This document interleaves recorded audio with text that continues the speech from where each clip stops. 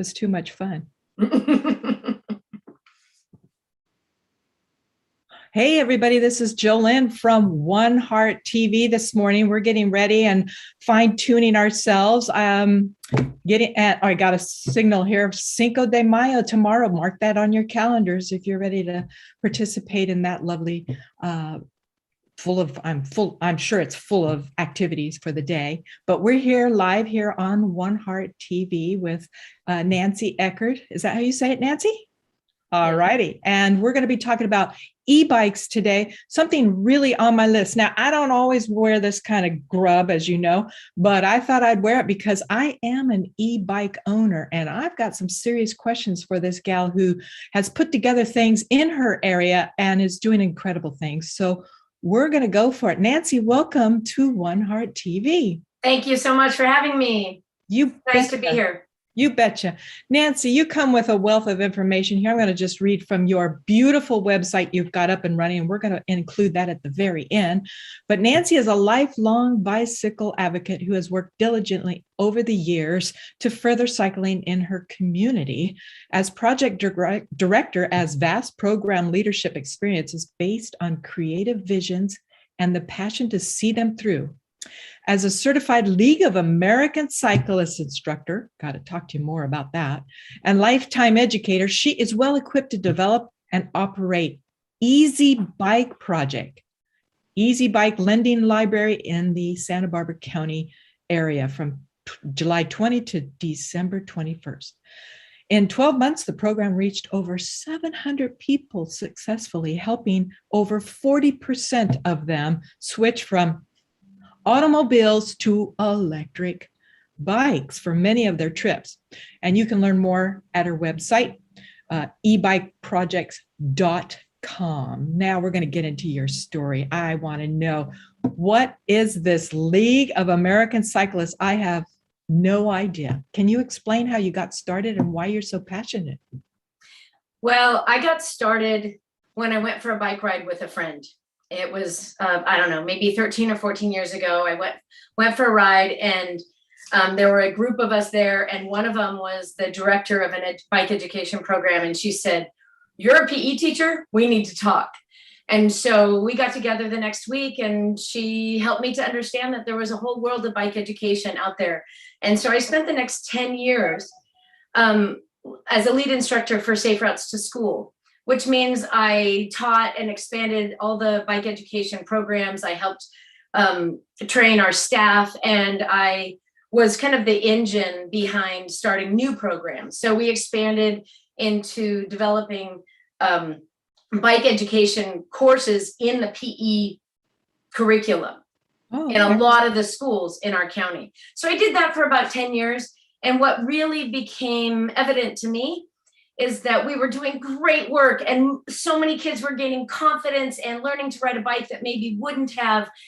And it was really amazing.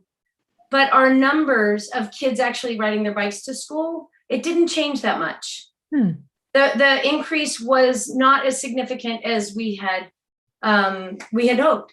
And what became very evident to me was that if more adults were riding a bike, which in our world today, that means an electric bike, because then you don't sweat or have to worry about hills or distance, that if more parents were riding electric bikes, that more kids would be riding to school. And then we would create that autonomy, we would create that independence in our kids, and they would get those early experiences of decision-making that are so crucial for their development. So I just kind of sought out to figure out a way that we could get more adults on bikes. And I pitched it to the director at the time and of Traffic Solutions, and he loved it and said, let's roll with it. And so I started a lending library for electric bikes, which basically means you come in and you borrow one for 5 days, and we have it all dressed up for you, meaning that we have a lock and a cable, and we have panniers and things so that you can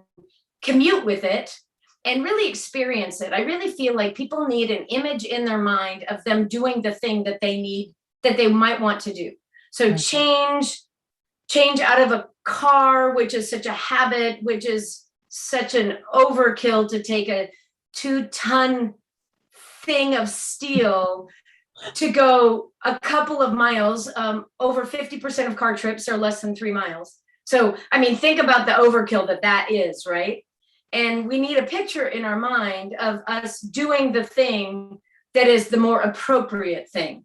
Wow. Both for the environment, for our health, for our communities. We have paved roads and roads and roads and making them less safe for pedestrians and for other use. And when we have streetscapes that are multi-use, that people can safely walk and ride and scooter and skateboard and drive, then everybody is more safe. Even the people in cars are safer when the streets are made for everyone. So I mean, that's the progression of the passion, right? Yeah. Going from being a PE teacher to, and I've always loved bikes, to teaching bike education, to then running an adult program, then to being the advocate I am today. And I'm working on a statewide program.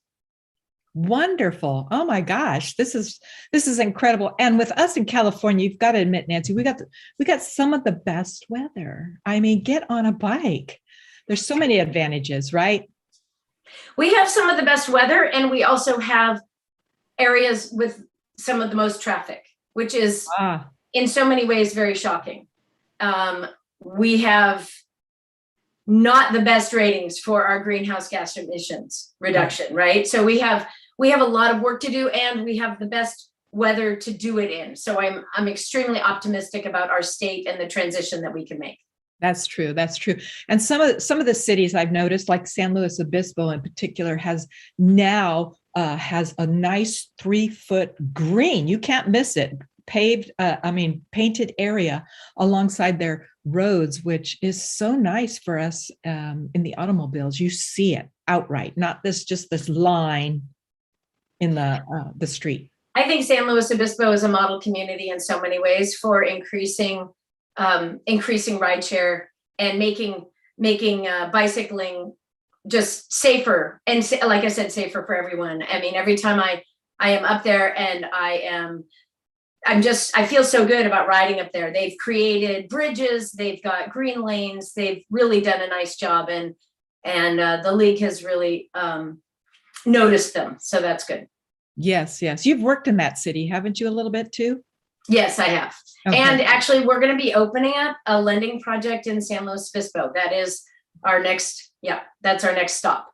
Yeah. Nice. Yes, very exciting. Okay, I pulled up some 10 questions, and we're going to run through these. And then I have a couple other questions of my own, because I am an e-bike owner. I got it in 2017 when my friend had an electric scooter and was going to go on the road in my RV. And I thought, oh my God, she's going to leave me in the dust on my little pedal bike. You know, I thought I won't be able to keep up with her. I was able to find one on, of all things, Craigslist for reasonable price, $350. It's black. It is a walkthrough, kind of a female bike, because the older gentleman wanted that. And so I just dressed it up with a couple of sticker flowers and, made it my own. And hence the attire. I feel so passionate about this now. Not only I have the green shirt when I get warm, and I got me my bright yellow for when it's cooler weather. And I want to have this because, well, that along with this baby, oh my gosh, I won't go anywhere without that now. I used to ride it without it, but now no more, because you're going much faster on the bike. And it's so easy when you crash to have a kind of a real big, not that you will, but, for those moments that we're not looking or paying attention. So, why don't we talk about that for a minute? When we're not paying attention, sometimes that happens. Have you come across that, Nancy? I think it's really important to pay attention. I think that there's a lot of things that make us visible, and one is the bright colors, like you were talking about. Another is just riding predictably. When you ride on the right side of the road and you're predictable, people see you. When you ride on the wrong side of the road, you're invisible. People need to understand that visibility is super important.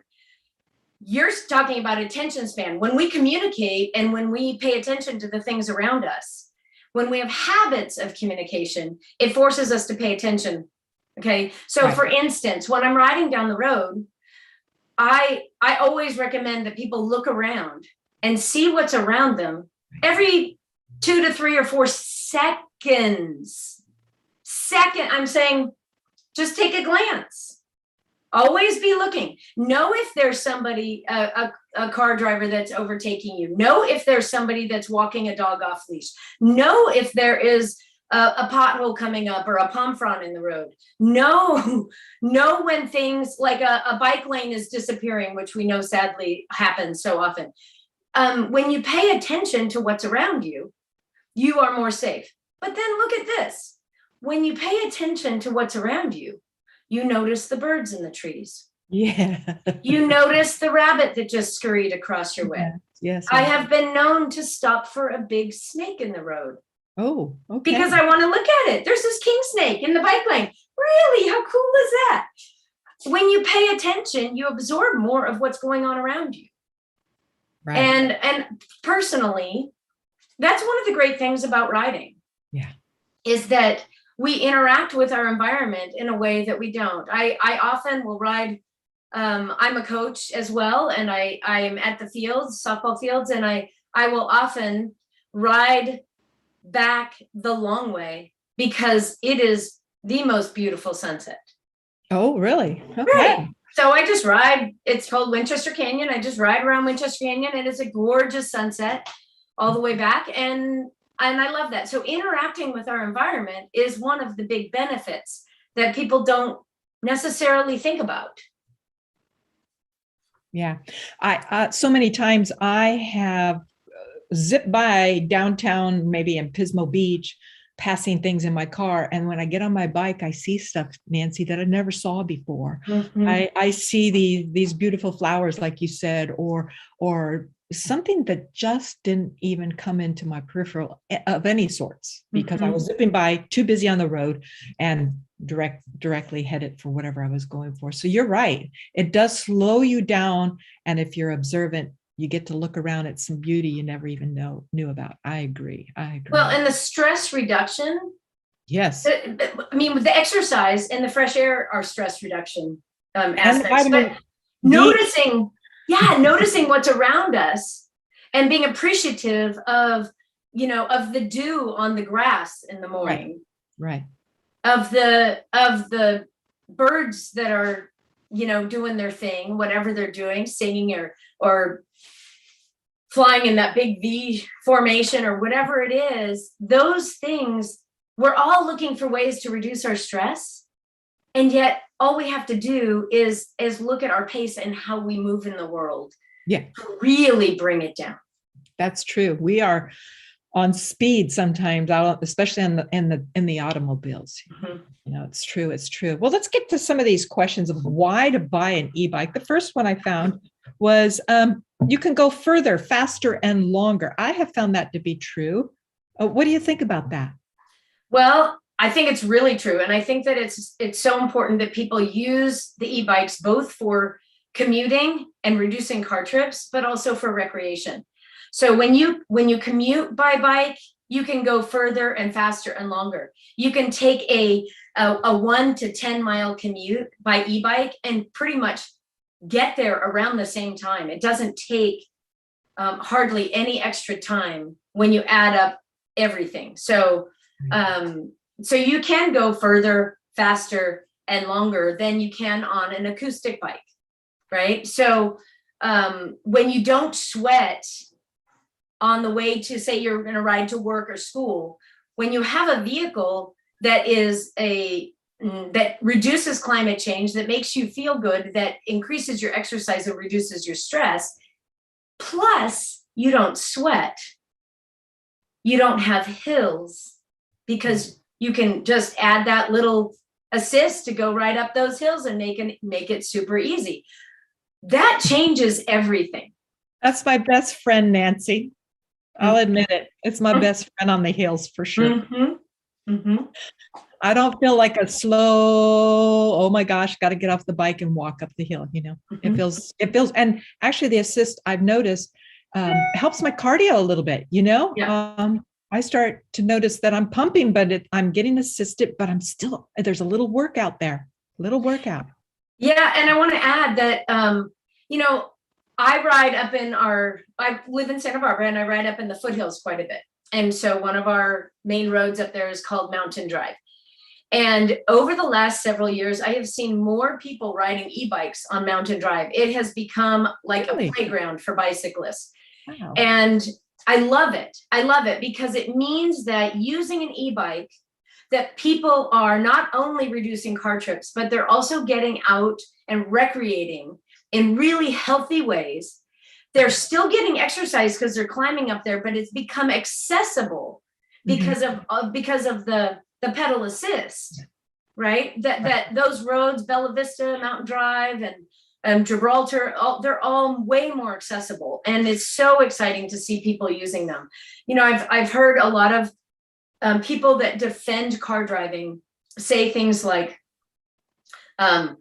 we shouldn't be recreating on the streets, like people that are riding bikes and I think, don't you drive to the beach? Don't you drive to a restaurant?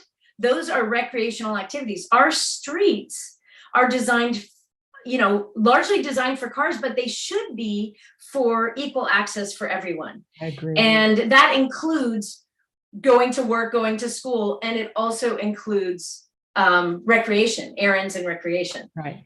And it's so exciting for me to see all aspects of e-bike use in our community. And people also tell me a lot of times, like, oh, I see so many e-bikes out there.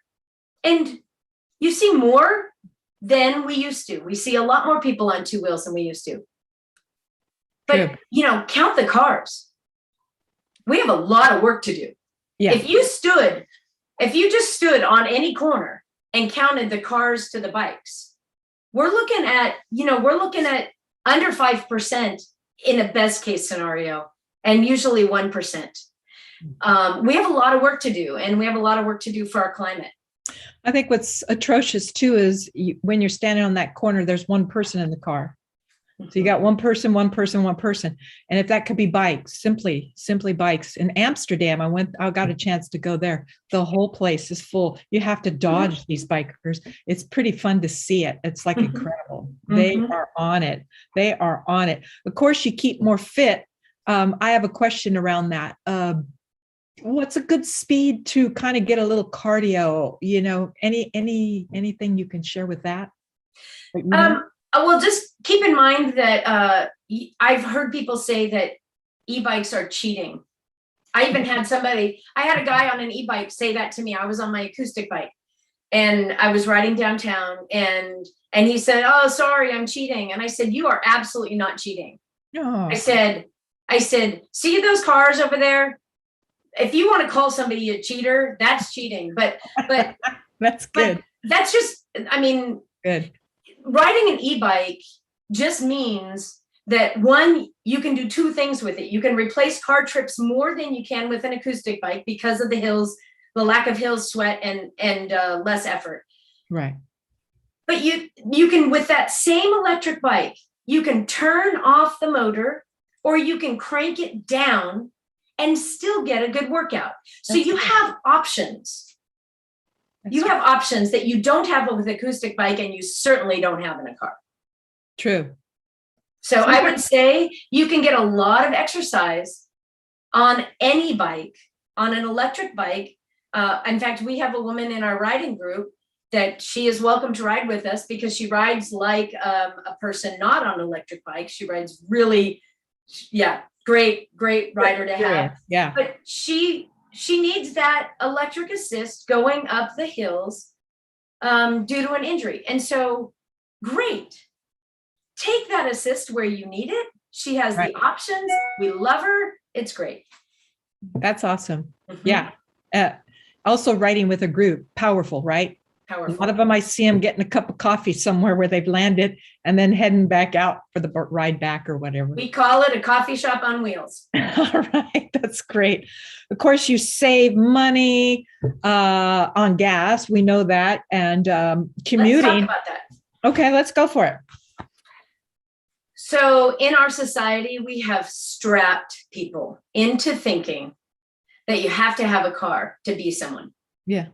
We have made it a requirement to have a car to get to work, to access education. Mm-hmm. And it's a shame. Yeah. It's an absolute shame, because you have these kids that are in their mid-20s that it's not just gas, it's insurance, it's registration, it's the cost of the darn thing, it's parking, it's a lot of things combined. People whine about gas, and I think that's the cheapest part about owning a car. Right. And we take this kind of a social construct, right? And Mm-hmm. you apply it to say a 25-year-old. And now they're strapped into a $5,000 to $10,000 a year cost, depending on what it's up to about $9,800 is Wow. what they figure a year to own and operate a car. Wow. Okay, that's a lot of money. If you take that 25-year-old and make them turn 35, you have just spent your down payment on a house. That's true. And so what we're doing is we actually create this construct of kind of a consumerism construct, Right. without thinking about the long-term effect that will have on our young adults. Yes. And we make it so that, oh, it's not important that you buy a house or create any wealth for your family. It's more important that you own a car, which is just backwards. It's backwards, and it straps people into these costs and into a lifestyle that is not truly sustainable for most people. Right. Right. And And then we have other issues that come out because of it. The cars are so expensive too these days. I mean, it's not something to take light of in terms of, where your money's going. With a bike, I still say it's all about, helping the community, helping our ecosystem, which is really in bad shape right now, really in bad shape. Mm-hmm. And so many other reasons. And then the exercise, I just love the exercise. That's yeah. And you save a ton of money. You save a ton of money when you ride. It's amazing how much money you can save. Yeah. I've shared pictures. I have a basket on the front. I shared pictures. Sometimes I'll go to the stores and pick up my few little things I need, like milk and eggs, I'll call it, but, and I'll come home and I'm so prideful. I even had some flowers and I stuck them in just right. So I'm riding home almost like singing. Da, da, da, da, da, da, da. It's fun. It's fun. It's fun. So let's see. Okay, we talked about heels. Yes to heels, I have to say. Something we have in our area here in Santa Maria is crosswinds and headwinds. I never liked going out on my regular bike in the wind. Horrible. Well, with an e-bike, it's easy. It's easy. A lot easier. I do it all the time. I'll do a 10, 15-mile commute on an e-bike in the wind. And it's like, yeah, big deal. So you use a little bit more of your power. Right. Right. But it's absolutely. It's fine. Get yourself a good pair of goggles for the wind, I guess. So yeah, it's a wonderful help in that department. You get to explore the world. We saw that. It's huge fun. That's for sure. Okay. Now I got a question. There's about a couple questions. I know you're on limited time. You got to head out soon, but one of them is a lot of my friends my age. We were talking about the younger people, and we really need to get them on board. But let's start with the older people. There's no reason, at my age, I'm still riding, but I have a couple friends who I say, try this out. You're going to love this. Oh, Nancy, they tell me my balance is not good. I don't feel like, what do you tell people about that? How can we feel like we can get back on the bike again, kind of a thing? Well, I think that you know, a lot of people make excuses, but then a lot of people have legitimate issues. So I mean, their decision is their decision. But I would say if you think that your balance isn't great and that you shouldn't be riding a bike, then I would say that you might also be worried about stepping off of a curb, right? And I would say do some physical things where you're standing on one foot and moving around and just work on your own balance and gain confidence with your ability to be on a bike and put your foot down. Right? I mean, that's a big thing. The other thing with balance is that there are a lot of bikes now that they have wider tires that are lower to the ground. Right. You know, I mean, you think about the Rad Mini or the electric or the Pedigo that are those smaller kind of fat tire, lower to the ground bikes. And then you have less fear, right? Really? Okay. Really, because you're not on 700cc wheels. You're on tiny wheels. Yeah. Not tiny, but you know, like 20. And yeah, you're lower to the ground. So you don't have as many fears of like doing the full on tip. So there are bikes that accommodate that. There are also electric trikes. Yeah, I was just going to say, yeah. There are many really great electric trikes out there. Right. So, love it. So I think that, you know, like I said, everybody has their issues and you have to decide for yourself, but there are ways to overcome the obstacles that we're talking about. And so every individual gets to decide, like, do I want to overcome that obstacle? Or is it just that I'm making something up because I'm afraid? Good point. Good point. Right? Yeah. And I appreciate that answer because, you know, I'd love for my friends to join me. I mean, it's all about, you know, riding down the street together and and then maybe having lunch and then, you know, then you can work it off. Do you remember being like 10 and then riding over to your friend's house and then there were bikes in front and that's how you knew they were home? And then you would pile your bike on there and you'd all play and then you'd kind of ride off together. And like, we all want that same feeling, you know? Right. I want to talk a little bit about math. About what? Math.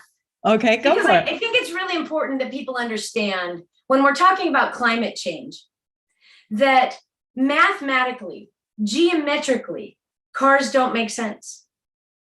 If you just start thinking about the fact that we have taken a 2-lane freeway to 29 lanes in Los Angeles.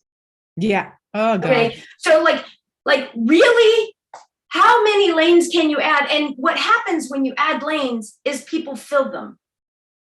Right. Right. And so if we stop adding lanes, if we were just to say there is no more freeway expansion.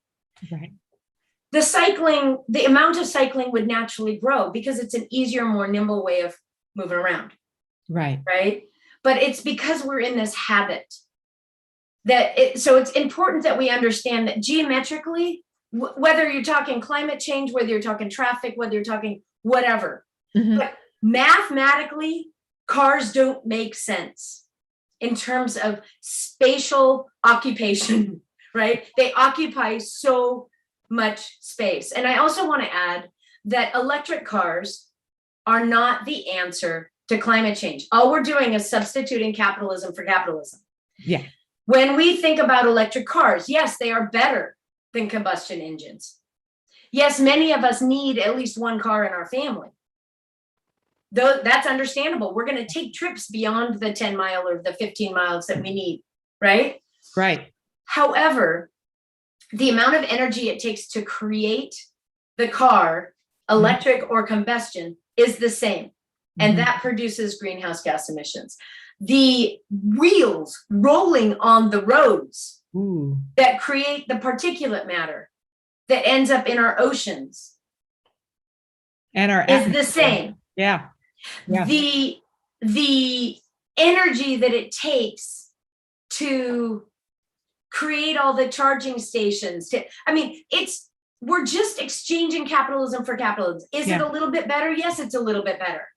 But when the math adds up to the increased number of vehicles on the road every time a generation turns of driving age, right, right? We are just exchanging equal to equal. Yeah. And so we have to look at e-bikes as a very sensible and realistic climate change solution.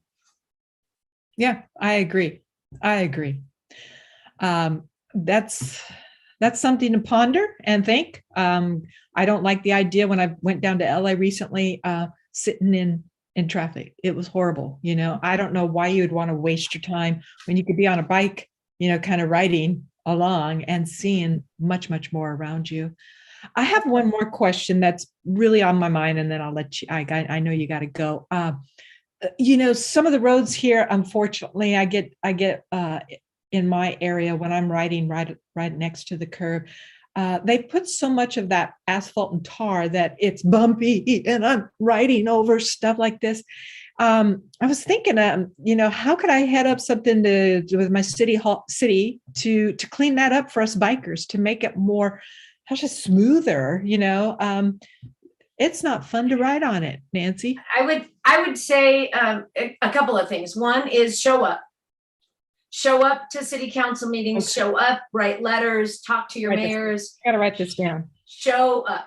That is the first thing I would say, is that when we are doing something and want to have something in our communities that is not what everybody is doing now, which is not quote unquote the regular or the normal, right? It used to be the regular and the normal until the car industry got on their bandwagons. But anyway, that's another story.